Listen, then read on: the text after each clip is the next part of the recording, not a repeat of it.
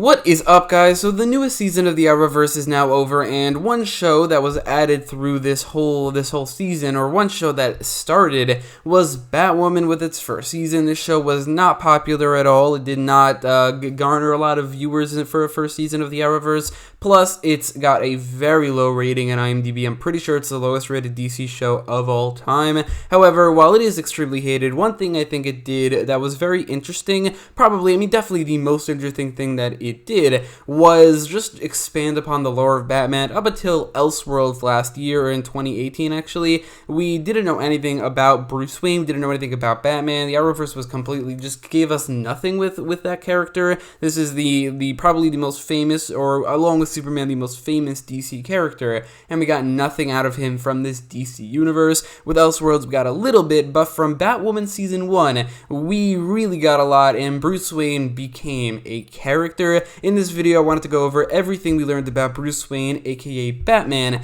from Batwoman Season 1, and this is in particular the Earth Prime version. I won't be going over everything we learned about the Earth 99 version, the Kevin Conroy one from Crisis on Infinite Earths, because that is a different character, and it's not really connected to this version at all. With that in mind, before we get into everything we learned about from Batwoman Season 1, let's just go over quickly everything we knew before Batwoman Season 1 from Elseworlds, mainly because it's not a lot, but I wanted to go over all the things that we already knew.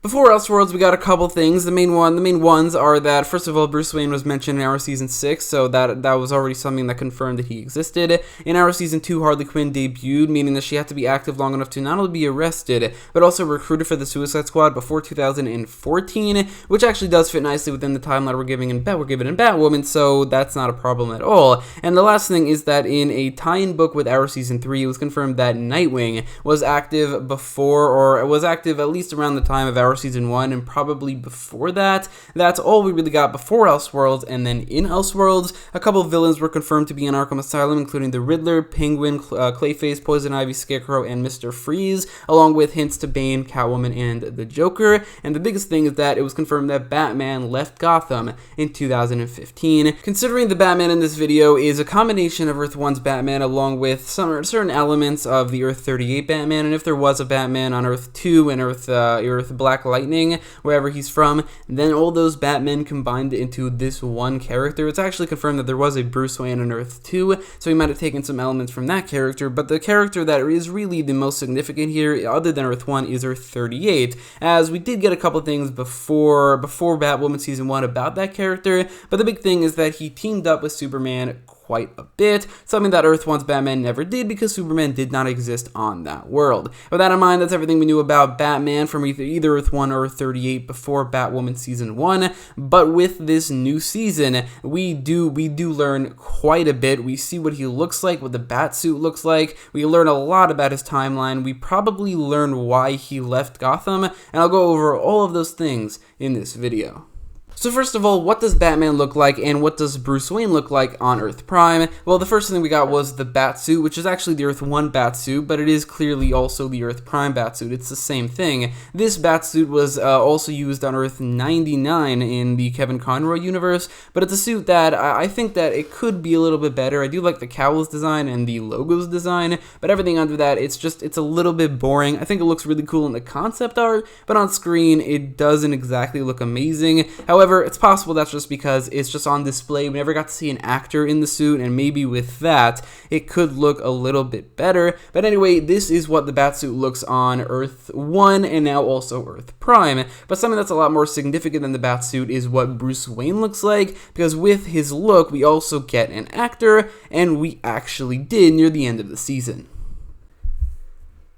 Bruce Wayne appearing on the cover of a magazine, and also Hush wore his face, something that he does in the comics, something that he's done on a lot of media, and now something that he's done on Batwoman, is played by Warren Christie. Warren Christie is not new to the Arrowverse. He played one other character on Arrow, a character named Carter Bowen, in one of the first episodes of Arrow, a character who was rich, very talented, and clearly, as we could see now, looks like Bruce Wayne. It's crazy that Bruce Wayne kind of a little bit appeared all the way back then, one of the first couple episodes of Arrow, but I don't have a problem with this at all. Not only is this post-Crisis, so that's something that the Crisis could have changed, but also characters can look alike, and I think Warren Christie does look enough like Bruce Wayne to be a good casting. In fact, if he ever appears, if Bruce Wayne ever fully returns and Batman ever fully returns, I'm glad it's played by Warren Christie, and I'm actually excited to see that version of Batman. I'm hoping in the second season, much like Superman appeared in Supergirl Season 2, but we actually got to see what he looks like. We got to see what the Batsuit looks like in the beginning of Season 1, and now what Bruce Wayne looks like, which is actually earlier than we got the casting of Superman in that respective show in Supergirl, so that's pretty interesting. I think that's pretty cool, something that I would have been even more excited about if it happened earlier, like around Elseworlds or even in Crisis on Infinite Earths, but it happens now, and that's cool as well. So now that we talked about what he looks like and what the Batsuit looks like, I want to talk about the timeline that we now know for Batwoman Season 1, because before Batwoman, again, all we knew was that he left in 2015, and maybe certain things about, but like when Nightwing was active, when Harley Quinn got arrested and became a member of the Suicide Squad, and that's really all we knew. However, now we know quite a bit, starting with the fact that Bruce Wayne became Batman before 2003. Jack Napier, which is the Joker's real name in this universe, something that was, and it's not very common, but it has happened a couple times before. But Jack Napier also became the Joker before 2003, and before 2003, Batman and the Joker formed a rivalry. I would say that this means that Batman probably, or Bruce Wayne, became Batman in the year 2000. The same goes for Jack Napier becoming the Joker. But in the year 2003, the Joker, using a school bus, runs the Kanes off of a bridge. Batman tries to save them, but fails to save the sister and mother of Kate Kane while saving Kate Kane herself. Beth, who is the sister, went missing, and Gabby, who is the mother, died, while Kate managed to get away and survive. Kate began to dislike Batman at this point because he didn't manage to save her sister and mother, so she thinks that he failed at that, and she's angry at that. Anyway, that's what happened in 2003. That's the catalyst for the entire Batwoman TV show. So let's move on to what happened after that in the year 2005. A very similar thing happened. Like, it seems like something was recreated here. The Joker wasn't involved, but there was a car crash as Batman yet again tried to save somebody from a car crash. This time, the parents of his longtime friend, his childhood friend, Tommy Elliott. Batman succeeded in saving Tommy's mother, but not his father. Due to this, Tommy also was angry at Batman for a reason that you would not expect unless you know who Tommy Elliott is from the comics, as he's not angry that Batman didn't save his father, he's angry that Batman saved his mother, since Tommy couldn't get his inheritance, and from then on out, he saw his mother as a burden on his life since he had to babysit her all the time from then on out. Due to this, he began to hate Batman, a hate that is a lot more significant than Kate Kane's dislike of Batman that began 2 years prior.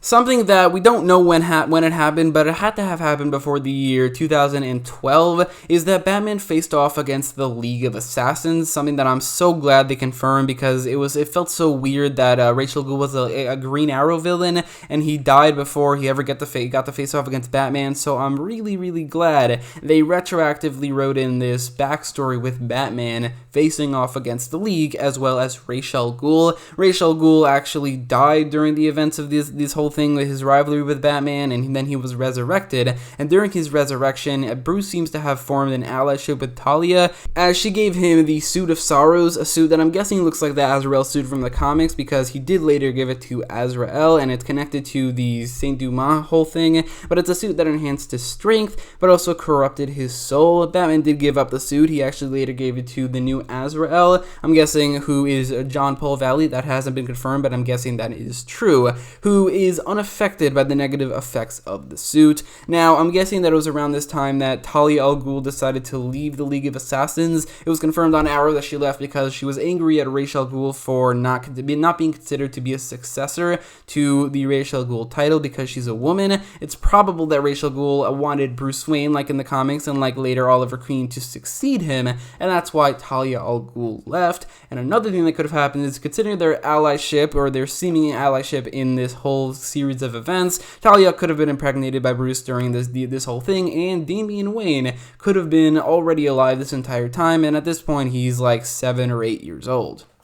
In 2012, Bruce Wayne was named Playboy of the Year by Business Intuition magazine, which I thought was, it's not significant, but it's the only thing that happened between the year 2005 and 2015, other than things that we don't know when it happened, so I wanted to mention it regardless. In 2015, a lot happened, but before that, I wanted to mention the fact, something that I mentioned earlier, but something that I did also want to mention again, because there's something that there is a little bit to expand on it. Sometime before the year 2015, in fact, between when he became Batman and the year 2015, Bruce Wayne, or Batman, teamed up with Superman on multiple occasions to the point where they became very, very close allies, and Superman even gave him a piece of kryptonite, probably as some sort of failsafe in case Superman ever goes rogue. This is actually in contrast with the Earth 38 version of Superman, who was strictly against kryptonite in any sense of the word, at least until Supergirl Season 2. So for him to have given kryptonite to Batman, it is against that character, but this is the Earth Prime version of Superman, so it seems like he is a little bit different.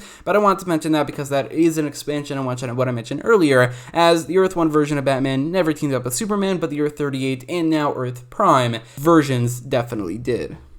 And finally, we get to 2015, the end of Batman's career as we know it. However, there's more than just him leaving Gotham City that happened in this year. This year was a lot happened. First of all, Tommy Elliott hires Miguel Robles, I don't really know how to pronounce that, but anyway, he hired Miguel to kill Lucius Fox, and Miguel succeeds. So Lucius Fox dies in 2015. It's probably also the year that Luke Fox took over as the tech support to Bruce Wayne. However, he wasn't, or he couldn't have been the tech support to Batman for very long if he only replaced his father when his father died, because in that very same year, actually one more thing happened before Batman left, and that's something pretty big. Batman actually killed the Joker. This was confirmed like near the end of season 1 of Batwoman, like one of the last couple episodes, but it was confirmed that in 2015, Batman killed the Joker. The reason for why he killed the Joker is not clear. However, my best guess is something that connects to what I just assumed the reason he left Gotham City was, and that was the death of Jason Todd, because Jason is killed by the Joker typically, and how it fits with all of this. I think what happened is that first Lucius Fox died, then the Joker killed Jason Todd, and with this Batman snapped, he killed the Joker, and with all those deaths now on his shoulders, plus the fact that he broke his one rule of killing, and more specifically now he killed the Joker, because of all these things, this is why Batman left Gotham City, which I think is a reasonable reason for why Batman would leave, but at the same time, Batman just killing Joker whatsoever is not really something that typically happens. It's something that, it's a drastic storyline that they are, I guess, tackling now on Batwoman. So there are two other Batman-related things that we know had to have happened before Batwoman Season 1. The first thing is that, or at least before Elseworlds, the first thing is that Oswald Cobblepot was mayor for a while. However, before Elseworlds, before 2018, he got arrested and was put in Arkham Asylum as, he was definitely the Penguin. The last thing that there is to talk about in this entire timeline is that before 2018, before Batwoman Season 1 specifically, Edward Nygma, or the Riddler, learned that Bruce Wayne is Batman, something that he elected to keep to himself, but he told Tommy Elliott because Tommy paid him a lot of money. So Edward Nygma, the Riddler, and Tommy Elliott Hush know that Bruce Wayne is Batman, but that's the end of this timeline. The only other thing I want to talk about is the other certain confirmed Batman characters, as well as other little details that don't really fit into anything else. So, the Batman characters that were confirmed to exist in this season include, first of all, the characters that actually appeared: Luke Fox, Tommy Elliott, and Julia Pennyworth. Other characters that were confirmed are the Joker, who was hinted at in Elseworlds but never officially confirmed. This season confirmed the character. Killer Croc, who was mentioned very early on to the season. Alfred Pennyworth, another character who was hinted during Elseworlds, but this season confirmed his existence. Lucius Fox, Commissioner Loeb, Robin was mentioned, as well as Harvey Dent, who is seemingly still the district attorney and has not become Two-Face yet. One bonus character, not a Batman character, but a DC character that was confirmed in this season, a very significant one, is Wonder Woman. Other small details include Bruce's birthday being February 19th. We don't know what year he's born. I would guess probably sometime around the mid-1970s, Probably. And another thing is that Bruce and Kate were close when Kate was little, which is not typical for Batman. Like, Bruce and Kate, while they are cousins, they're not exactly typically close. However, on Earth Prime, and then also before that on Earth 1, they were. And the last thing is something that is just a cool Easter egg, that instead of having a life-size T-Rex statue like he typically does in the Batcave, he just has a small little toy dinosaur that he calls Dino. I don't know what the story behind that is, but then again, we never know the story behind the huge T-Rex statue is either, so it's basically the same thing. So anyway, that's everything we learned about Bruce Wayne, aka Batman, from Batwoman Season 1. Everything from what he looks like, the casting of the character, his timeline, certain other Batman characters, and other small details that we learned from this season. I, for one, think that it's by far the most interesting thing we got out of Batwoman Season 1, and probably will be the most interesting thing we will ever get from this show, unless he fully appears, which I am expecting in the second season, because that's what they did in Supergirl with Superman. But anyway, let me know your thoughts on everything I talked about in the comments down below, and if I got something wrong, then let me know as well. If you like this video, make sure to leave a like, share, and subscribe, and thanks for watching.